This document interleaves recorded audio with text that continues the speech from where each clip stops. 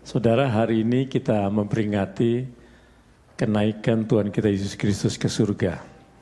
Kita akan lihat kebenaran firman Tuhan tentang kenaikan Yesus ke surga. Mari kita buka bersama-sama Alkitab kita dalam Injil Lukas pasal 24 ayat 50 sampai 53. Saya akan bacakan ini buat kita semua. Lalu Yesus membawa mereka keluar kota sampai dekat Betania. Di situ ia mengangkat tangannya dan memberkati mereka. Dan ketika ia sedang memberkati mereka, ia berpisah dari mereka dan terangkat ke surga. Mereka sujud menyembah kepadanya, lalu mereka pulang ke Yerusalem dengan sangat bersukacita. Mereka senantiasa berada di dalam bait Allah dan memuliakan Allah. Puji Tuhan. Saudara, perikop ini salah satu yang menceritakan tentang kenaikan Yesus ke surga. Kita bisa juga melihatnya dalam Kisah Rasul pasal 1. Di sana juga menceritakan tentang kenaikan Yesus ke surga. Setelah Yesus bangkit dari kematian, selama 40 hari ia menampakkan diri kepada murid-muridnya dan orang-orang percaya pada saat itu sebagai bukti bahwa ia benar-benar hidup dan telah mengalahkan maut, kemudian ia naik ke surga. Jadi waktu Yesus naik ke surga, saudara, bukan langsung dia naik ke surga setelah dia bangkit, tetapi ada 40 hari. Setelah itu baru dia naik ke surga. Dan selama 40 hari dia menampakkan diri kepada murid-muridnya, kepada orang-orang percaya pada saat itu, lalu baru dia naik ke surga. Nah, kenaikan Yesus ke surga, saudara, memberikan satu keuntungan bagi kita. Kenapa? Karena dengan demikian Yesus telah menyatakan bahwa dirinya adalah Tuhan. Jadi waktu Yesus naik ke surga, dia menyatakan dirinya adalah Tuhan. Nah, dalam firman Tuhan ini kita akan melihat tujuan dari Yesus naik ke surga. Apakah tujuan Yesus naik ke surga, saudara? Saya akan menyampaikan 4 saja, supaya waktunya cukup, saya akan cepat. Yang pertama, tujuan Yesus naik ke surga adalah kenaikan Yesus menyatakan bahwa surga itu nyata. Atau surga itu ada. Saudara, surga itu bukan berada di bumi ini, saudara. Tetapi surga itu berada di atas. Kenapa? Karena waktu Yesus naik ke surga itu naikkan ke atas, bukan ke bawah. Jadi surga itu berada di atas. Yesus naik ke surga karena memang Yesus berasal dari surga.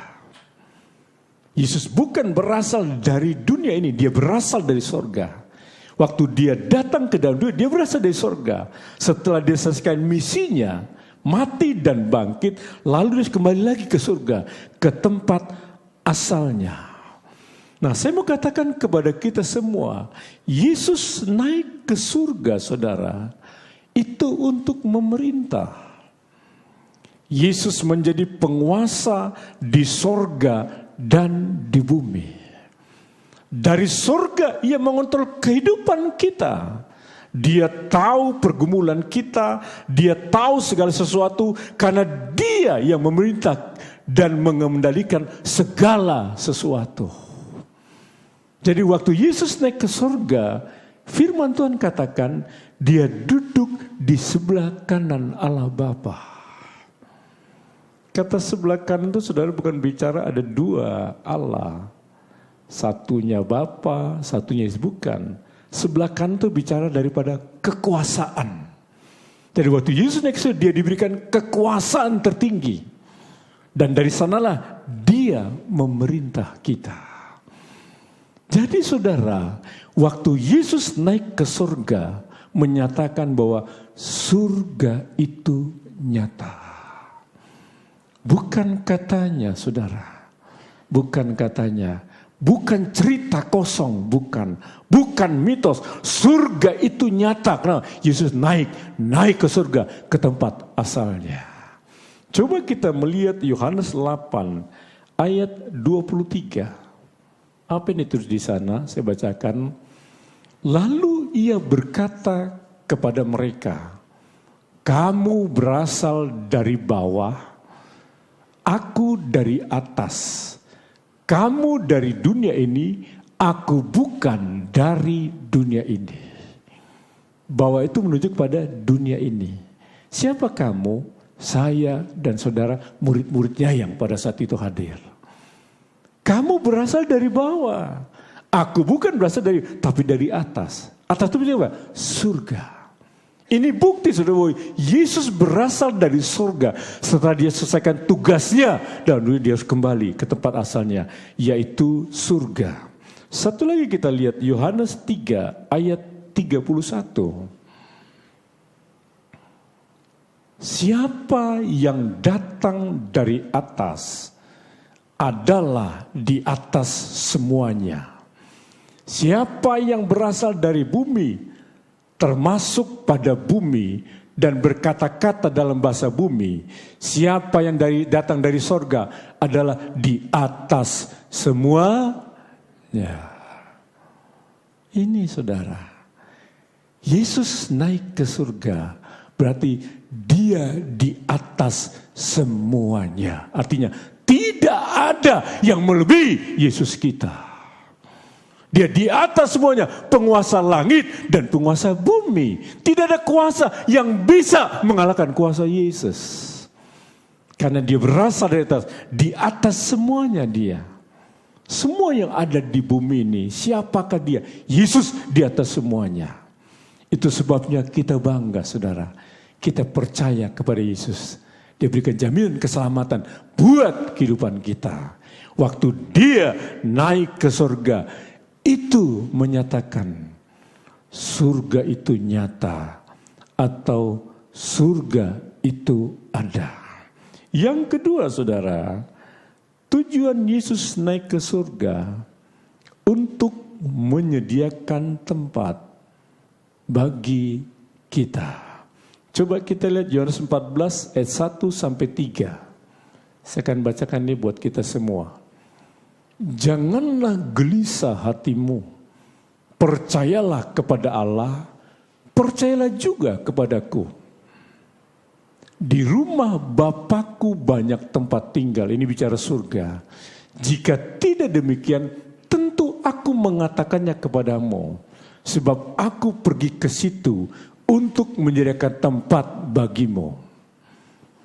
Dan apabila aku telah pergi ke situ dan telah menyediakan tempat bagimu, aku akan datang kembali dan membawa kamu ke tempatku, supaya di tempat di mana aku berada, kamu pun berada. Kita lihat saudara, Yesus pergi ke sana. Yesus naik ngapain saudara?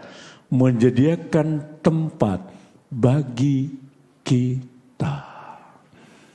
Apa tempat itu? Yohanes katakan tempat itu namanya rumah Bapa. Rumah Bapa dalam bahasa Yunani ditulis dengan kata mone. Dalam bahasa Inggris mansion. Berarti apa artinya rumah Bapa ini? Artinya yang pertama, berlimpahnya ruang. Itu rumah Bapa. Berlimpahnya tempat.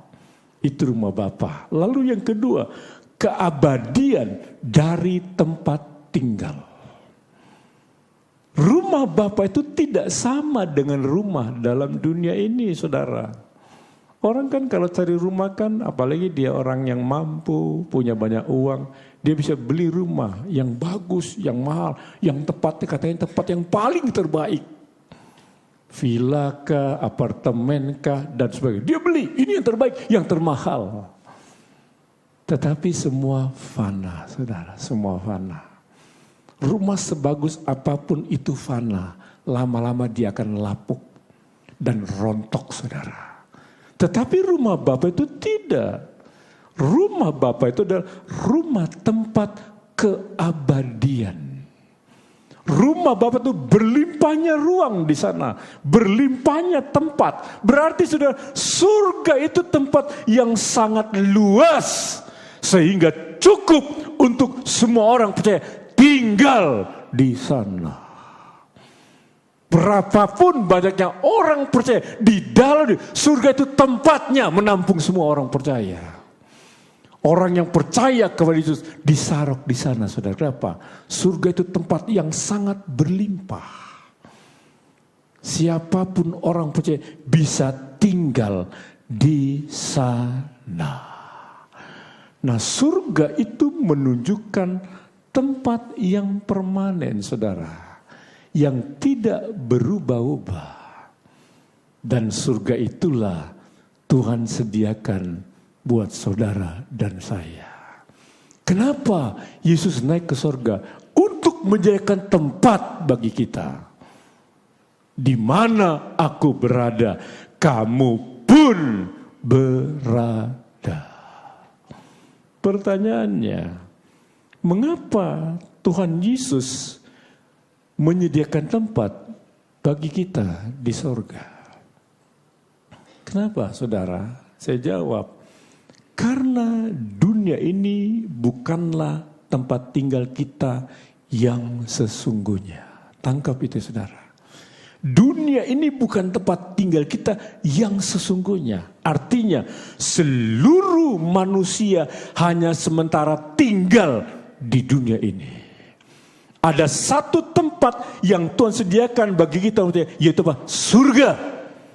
Di sanalah sebenarnya tempat tinggal kita yang sesungguhnya. Itu sebabnya, saudara, kalau saudara menghabiskan waktumu hanya di dunia ini, nanti saudara akan menyesal. Paling kita hanya nikmati dunia ini berapa tahun sih, saudara? Alkitab kan 70-80 tahun. Ini kan sifatnya fana, saudara. Tapi waktu kita dibawa ke surga, itu kekal selama-lamanya. Tidak ada batas waktu. Dan tempat itulah yang Tuhan sediakan buat kita. Kenapa? Karena dunia ini bukan tempat tinggal kita yang sesungguhnya.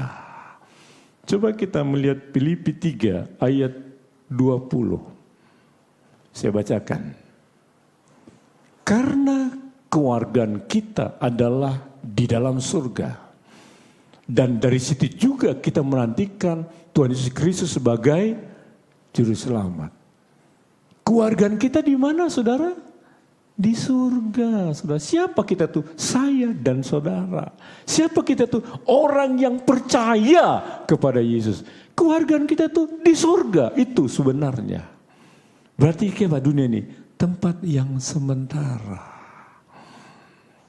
Ada orang bangga, saudara, kalau jadi warga negara Amerika. Waduh, kan setiap orang yang ada di Amerika lalu lahir di sana kan pasti jadi warga negara Amerika. Berarti, waduh, ini warga negara Amerika nih, lahir di sana. Bangganya luar biasa, saudara. Luar biasa bangganya. Kenapa? Negara superpower, negara adidaya, hebat dia, saudara. Warga negara Amerika. Amerika itu fana atau kekal? Fana, saudara. Sehebat-hebatnya negara di dunia ini, semua fana. Itu sebabnya kewargaan kita bukan di dunia ini. Bukan di, walaupun tempat saudara punya tempat yang paling baik. Ini bukan kewargaan kita. Kewargaan kita adalah di dalam surga di atas. Satu lagi kita lihat ayat 1 Petrus 2. Ayatnya yang ke-11. Saya bacakan. Saudara-saudaraku yang kekasih, perhatikan. Aku menasihati kamu. Supaya sebagai pendatang dan perantau. Kamu menjauhkan diri dari keinginan-keinginan daging yang berjuang melawan jiwa. Perhatikan. Aku menasihati kamu supaya sebagai pendatang dan perantau. Kalau pendatang dan perantau, apakah dia tinggal tetap di situ, saudara? Tidak.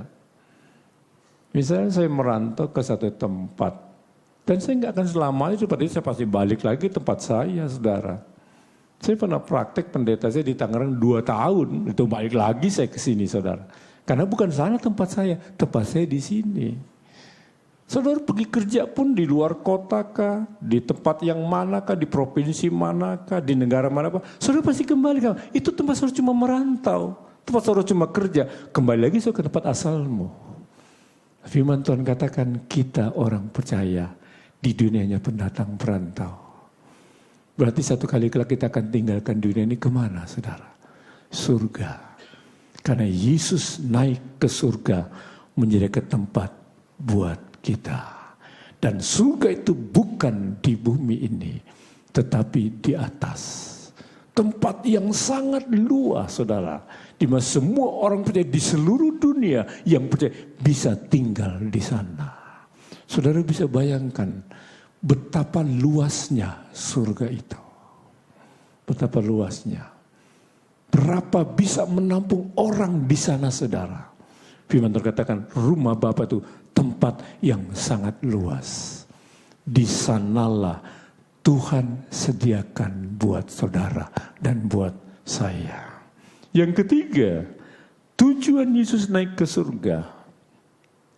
Yesus menjadi pengantara kita. Ibrani 7 ayat 25. Saya bacakan. Karena itu ia sanggup juga menyelamatkan dengan sempurna semua orang yang oleh dia datang kepada Allah. Sebab ia hidup, ini naik berarti saudara bangkit dan naik, senantiasa untuk menjadi pengantara mereka.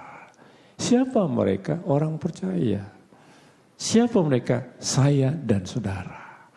Jadi waktu Yesus naik ke surga, dia menjadi pengantara kita di sana.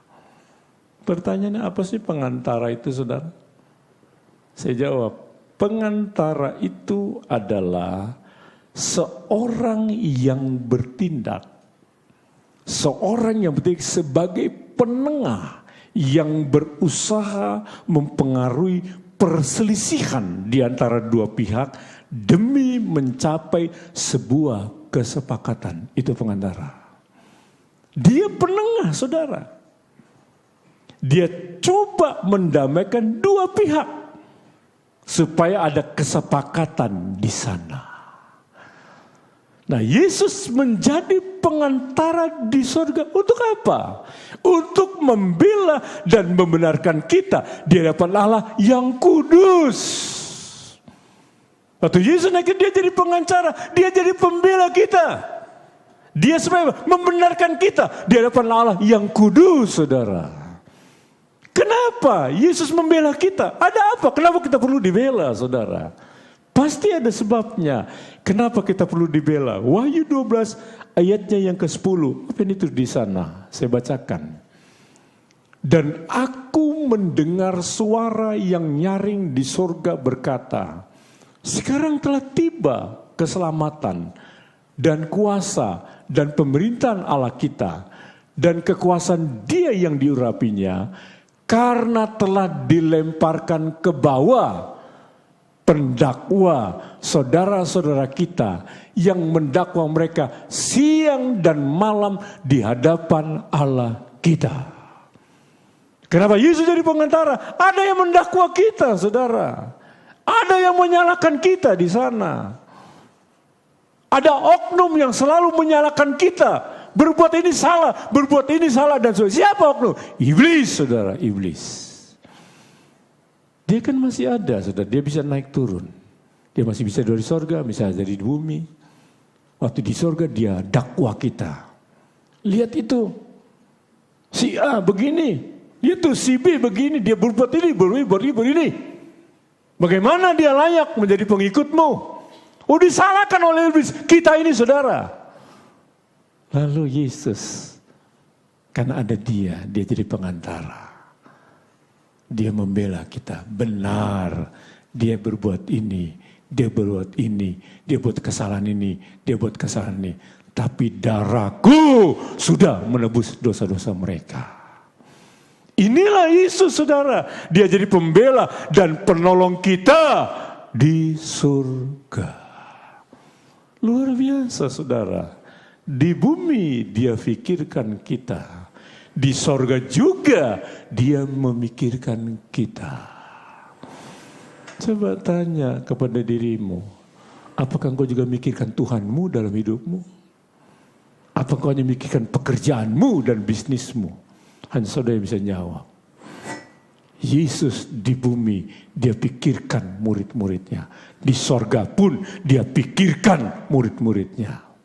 Dia jadi pengantara membela kita siang dan malam atas dakwaan iblis kepada kita, saudara. Satu lagi ayat kita lihat, 1 Timotius 2, ayatnya yang kelima. Saya bacakan. Karena Allah itu Esa, satu maksudnya, dan Esa pula dia yang menjadi pengantara, dan satu pula yang menjadi pengantara antara Allah dan manusia, yaitu manusia Kristus Yesus. Jadi tadi saudara, kalau dikatakan Yesus berada di sebelah kanan Allah Bapa, itu bukan berarti Allah itu dua. Ini perhatikan, Allah itu Esa satu, Esa juga dia satu, Yesus, yang menjadi pengantara antara Allah dan manusia, yaitu manusia Kristus Yesus. Siapa yang bisa melebihi Yesus, saudara? Tidak ada. Tidak ada. Dialah yang selalu membela kita di sorga. Iblis bisa mendakwa kita, bisa, saudara. Karena dia bisa menyalahkan kita. Tapi kita bersyukur waktu Yesus naik ke sorga, dia menjadi pembela buat kita. Yang mematahkan semua dakwaan iblis kepada kita. Yang keempat, yang terakhir, tujuan Yesus naik ke surga untuk mengutus Roh Kudus kepada kita. Yohanes 16 ayat 7. Yohanes 16 ayat 7 saya bacakan. Namun benar yang kukatakan ini kepadamu adalah lebih berguna bagi kamu jika aku pergi. Sebab jikalau aku tidak pergi, penghibur itu tidak akan datang kepadamu. Tetapi jikalau aku pergi, aku akan mengutus dia kepadamu. Berbahagia kalau aku pergi, supaya aku bisa mengutus dia. Siapa dia ini? Roh Kudus. Roh Kudus itu adalah roh penolong yang siap menolong kita di dunia ini.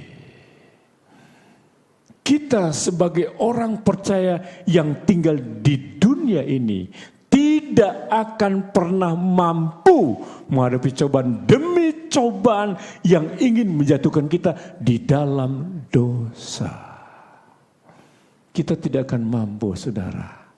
Itu sebabnya Yesus mengutus Roh Kudusnya kepada kita yang berguna untuk menolong kita. Waktu Yesus berada di bumi, dia yang menolong murid-muridnya. Setelah dia naik ke sorga, siapa yang menolong kita? Dia kirim Roh Kudusnya. Untuk apa? Menolong orang-orang percaya yang percaya kepada dia. Jika kita tidak memiliki Roh Kudus, saudara, dalam diri kita,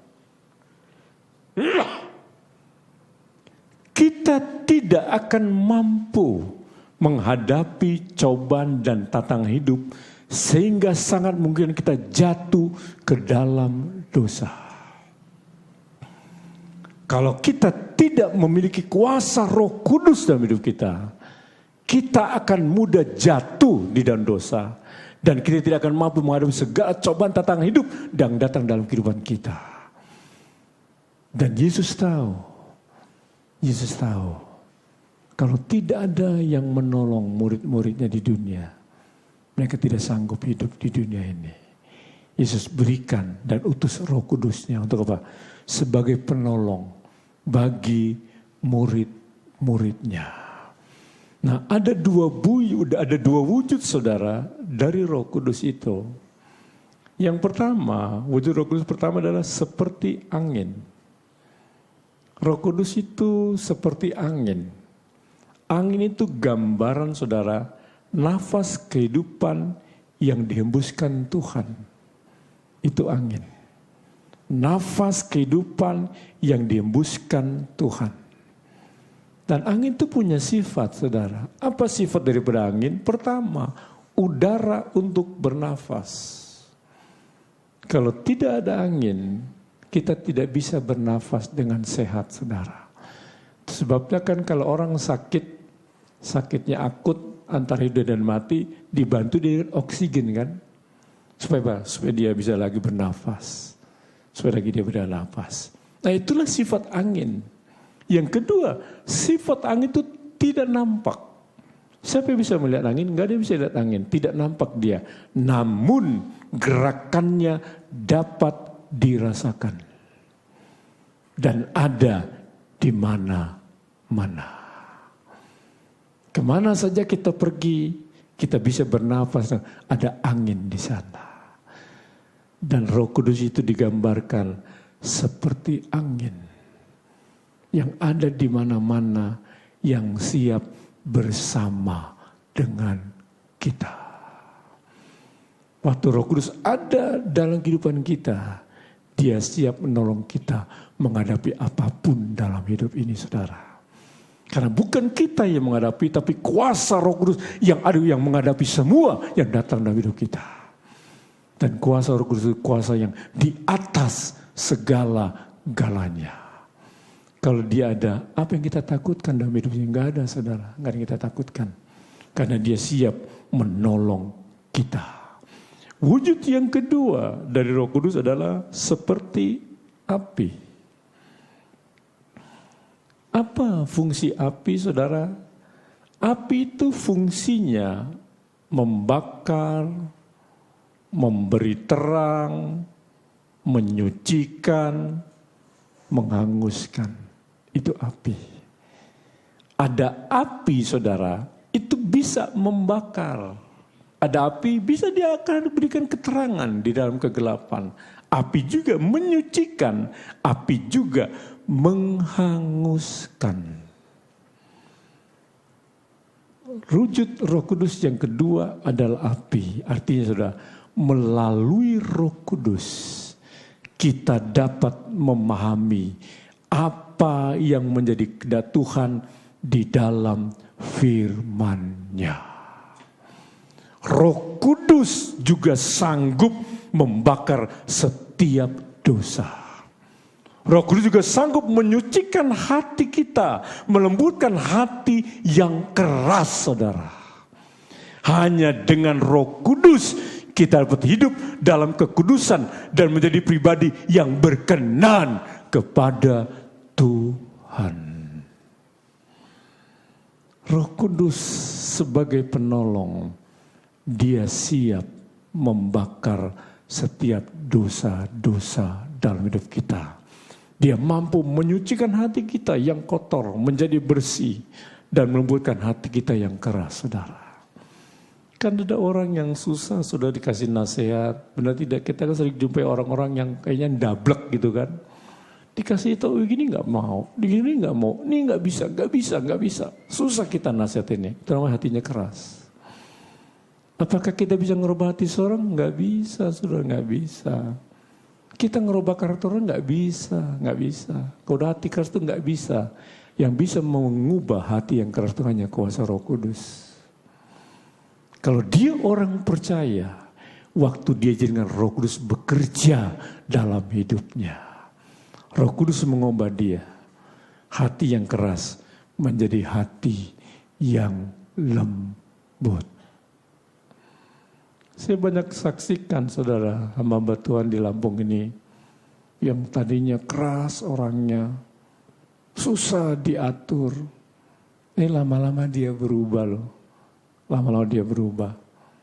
Siapa yang ngerubah dia ya? Saya enggak, saya enggak bisa ngerubah orang. Keluarganya enggak bisa ngerubah keluarganya. Siapa? waktu diizinkan kuasa Tuhan menjamah dia. Mungkin kita ada hati kita keras, saudara. Susah kita diatur, susah dinasihatin, ngelawan kita. Kita disalahin, ada aja alasan kita buat, lu juga begitu. Itu kan orang yang gak bisa terima kan. Nah bagaimana kita mengatasi orang itu? Kita bisa ngerubah dia? Nggak bisa kita rubah. Nggak bisa kita rubah. Apakah dia bisa berubah? Bisa dia berubah. Dengan apa? Waktu diizinkan kuasa Roh Kudus menjamah kehidupannya. Selama orang itu tidak izinkan kuasa Roh bekerja menjamah dia, dia tidak akan berubah, saudara. Tidak akan berubah. Tetapi waktu dia izinkan Roh Kudus menjamah hidupnya, dia berubah. Artinya apa? Roh Kudus menolong dia berubah di dalam kehidupannya. Bukan hanya itu saja, saudara. Menghadapi apapun dalam hidup ini. Cobaankah, masalahkah, persoalan yang ringankah, persoalan yang beratkah, saudara seperti tidak mampu menanggungnya. Izinkan Roh Kudus bekerja dalam hidupmu, saudara. Karena dia pengganti Yesus. Dia diutus untuk menggantikan pribadi Yesus dalam dunia ini. Itu apa? Sebagai penolong kita. Yeskil 36 ayat 27. Saya bacakan. Rohku akan kuberikan diam di dalam batinmu. Dan aku akan membuat kamu hidup menurut segala ketetapanku. Dan tetap berpegang pada peraturan-peraturanku dan melakukannya. Perhatikan. Siapa yang membuat kita hidup menurut segala ketetapan Tuhan? Siapa yang membuat kita tetap berpegang pada peraturan-peraturan Tuhan? Roh Kudus yang berdiam di dalam batin kita. Kalau Roh Kudus kita izinkan berdiam dalam batin kita, Roh Kudus inilah yang membuat kita menuruti segala firman Tuhan. Yang membuat kita berpegang kepada kebenaran Tuhan dan melakukannya. Bukan hanya kita pegang firman, tapi kita lakukan firman Tuhan. Siapa? Roh Kudus. Itu sebabnya Roh Kudus tidak pernah bertentangan dengan kebenaran firman Tuhan. Enggak, saudara, enggak pernah. Jadi ada orang yang melakukan, saya disuruh Roh Kudus, tapi bertentangan. Itu bohong, saudara, bohong. Uji aja dia. Yang dia lakukan bertentangan dengan firman Tuhan. Kalau bertentangan bukan dari Roh Kudus. Karena Roh Kudus selalu bersejalan dengan firman. Orang yang diam Roh Kudus dalam batinnya, dia akan berpegang dan melakukan kebenaran firman Tuhan. Satu lagi ayat penutup. Mazmur 143 ayat 10. Saya bacakan. Ajarlah aku melakukan kehendak-Mu. Perhatikan. Sebab Engkaulah Allahku. Kiranya Roh-Mu yang baik itu menuntun aku di tanah yang rata.